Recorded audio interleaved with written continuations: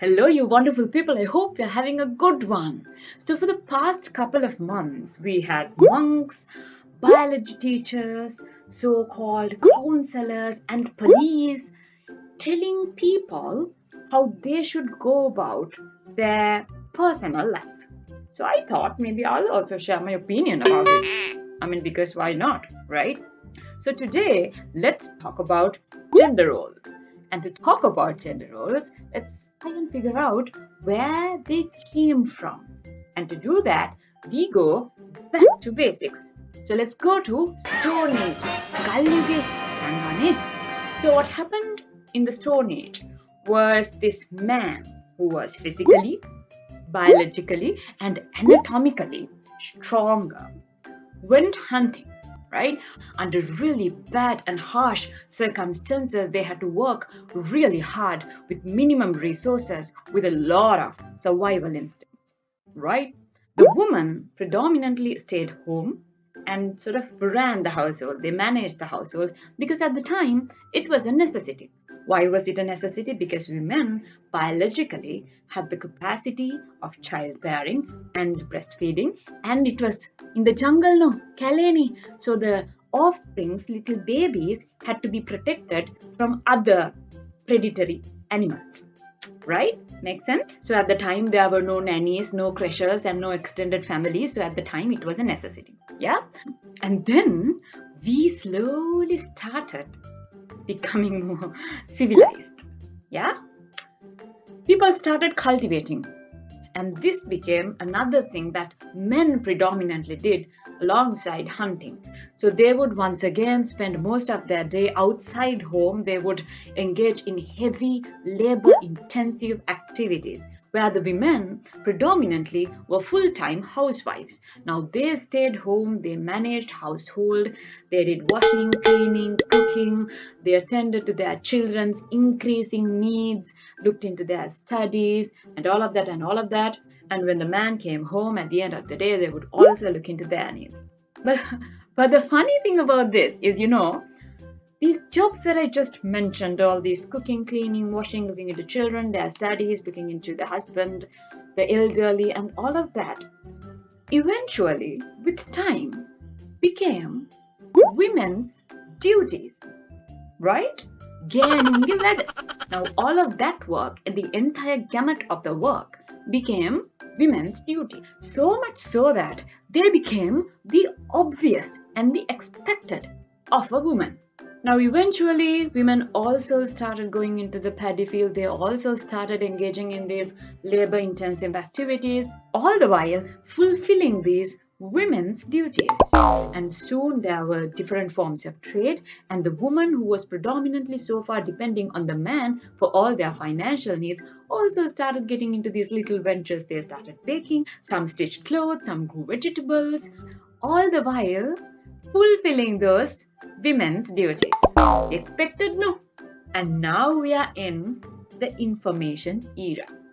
Now, most households have both men and women who are full-time employed. It can be a self-employment or you can be working for someone else, but usually they would either work from home or go to an office space. They would schedule work, call meetings, deliver outputs, and earn a living, right? Now, for many men around the world, this is what work has and continues to look like.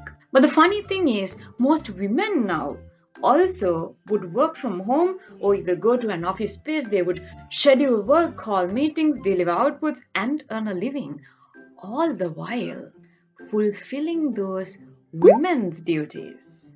And that part, more often than not, go unnoticed because that's the obvious, right? This is why we still hear conversations like, my wife, she just stays home. She doesn't do anything.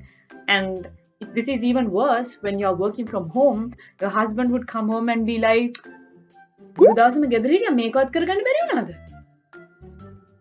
the truth is, most men wouldn't consider this amount of work done to maintain a home, predominantly done by women, as work. So there were a lot of conversations happening in social media around these topics, right? And there was a really interesting thread, and I swear to God, I'm not making this up, right? There was one gentleman who has commented, ගෙදර ගෑනු කෙනයි පිරිමි කෙනයි දෙන්නම වැඩට ගිහින් හම්බ කරපු පළියට දෙන්නම ගෙදර වැඩට එක හා සමානව දායක වෙන්න ඕනි කියලා කිසිසේත්ම උවමනාවක් නැහැ.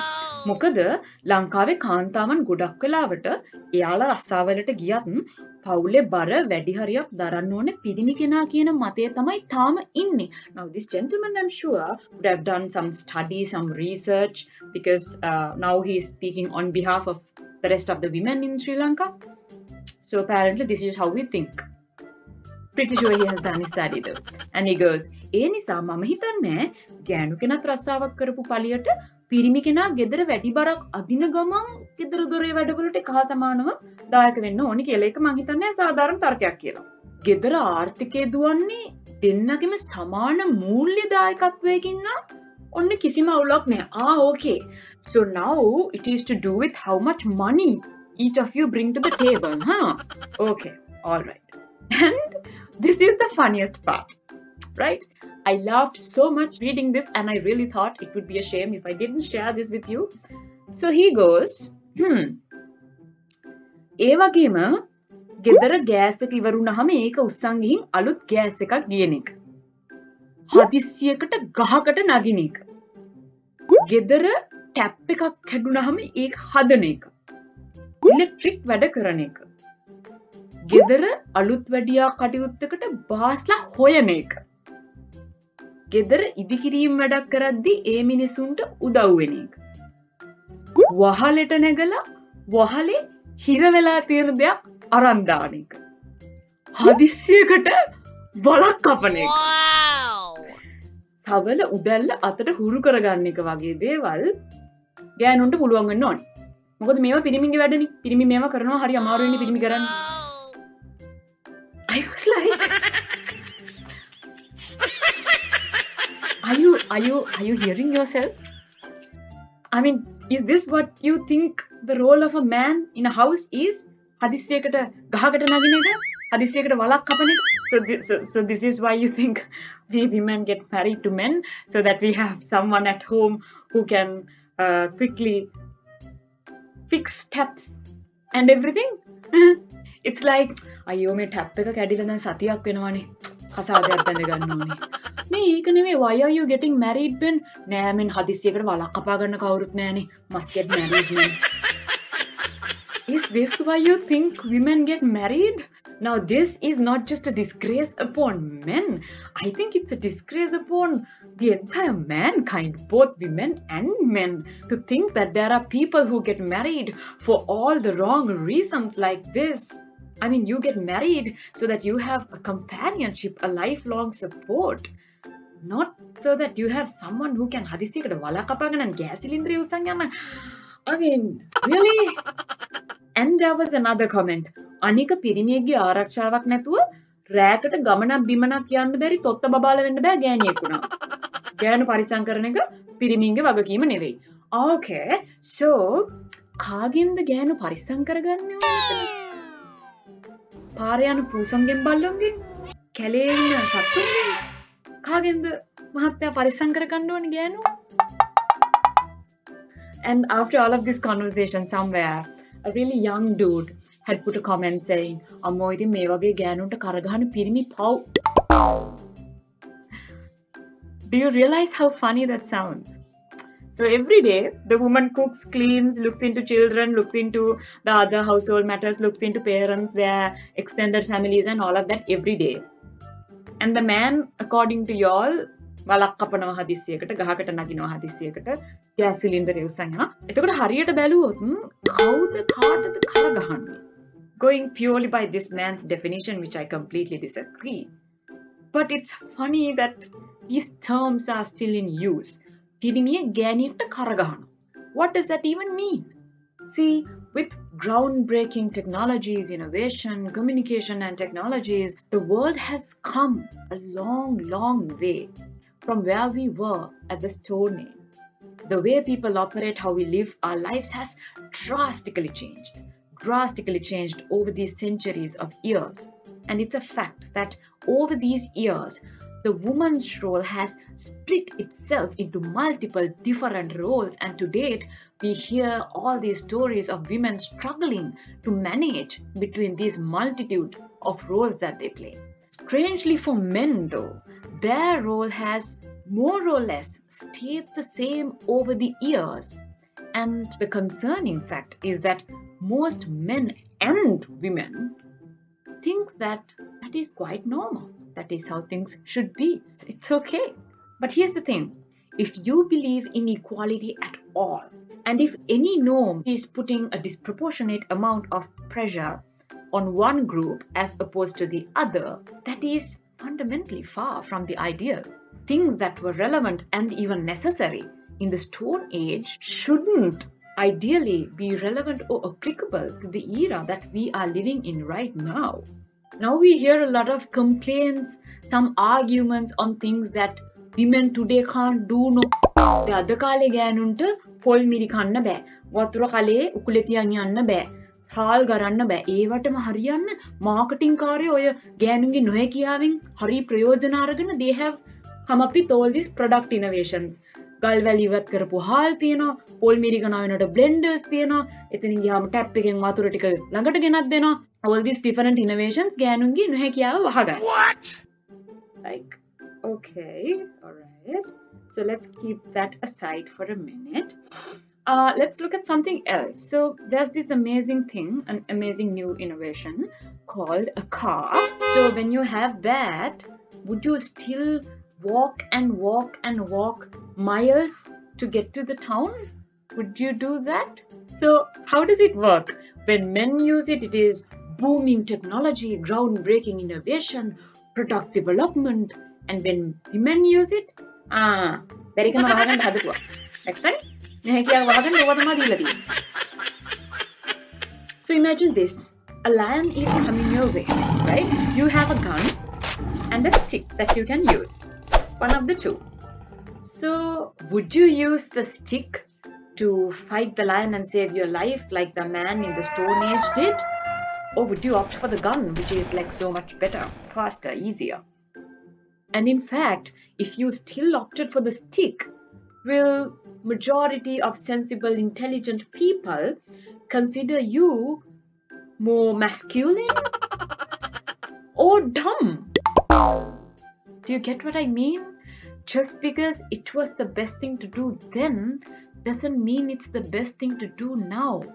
Things have changed. We are better than that. And where's this entitlement, this lack of empathy coming from?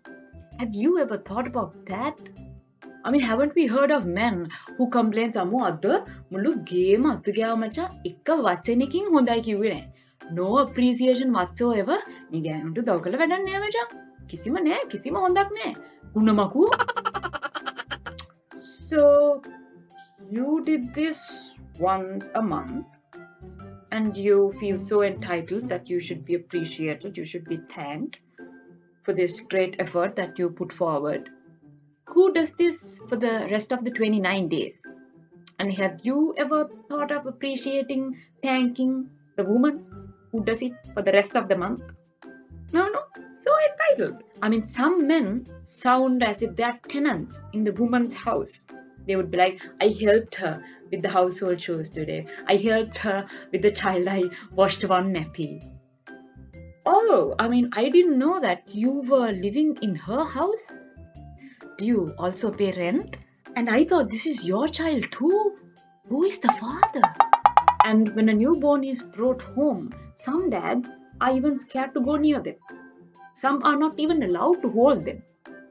They would be like, "Ammo අපිට ඉතින් කරන්න පුළුවන් වැඩ තියෙනවා, බැරි වැඩ තියෙනවානේ. අපිට ඉතින් ඕවා පුරුදු නැහැ. Ammo මචං, now don't drop the child, huh? I think the baby peed himself. Can you call my wife?"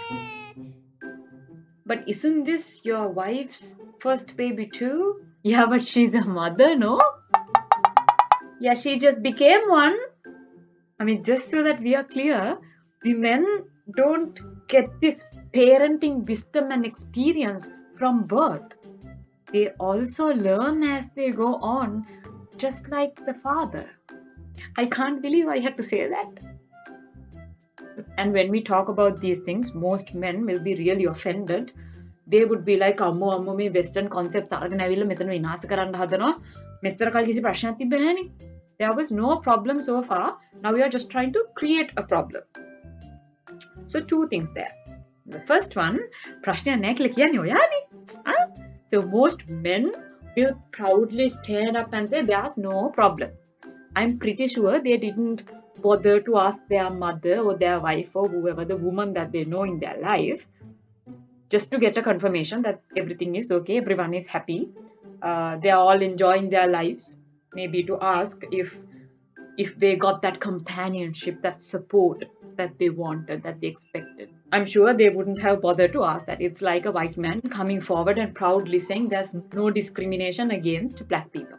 There are no problems whatsoever faced by black people and they are doing perfectly fine. There's no issue or problem to start with. The point too, to be honest, is even if they did that, even if they asked their mothers, their wives, and these women that they knew, at least the older generations, they would agree that things are okay. Or they would say something like, "අමෝ ගෑනුනහම සතුට හොයන්න හොඳ නෑ. අපි ඉන්නේ කැපකිරීම කරන්නනේ. අමෝ කාන්තාව වුණාම මහාමේරු පර්වතය වගේ දරා ගැනීමේ හැකියාවක් තියෙන්න බෑ. කාන්තාවක් වුණාම සතුට ගැන හිතන්න හොඳ නෑ." සතුට ගැන හිතන්න හොඳ නෑ. අම්බෝ. මොනවද මේ අහන්නේ? So either way, both men and women, at least in older generations, would disagree that there's a problem. They would be fine with how things are operating right now. They would think that that is how things should be. So in the next video, let's talk about why that is so. In the meantime, just remember that a home shouldn't be yet another workplace where people have assigned duties and roles that must be fulfilled whether you like it or not. A home should be about partnerships, companionships, support and communication, understanding and sharing, where you choose to do something out of love or because you like it or because you're better at it, not because you're obliged to do it. This is not just true for women, it's true for everybody, because with choice comes freedom, and home should be where you find your freedom the most.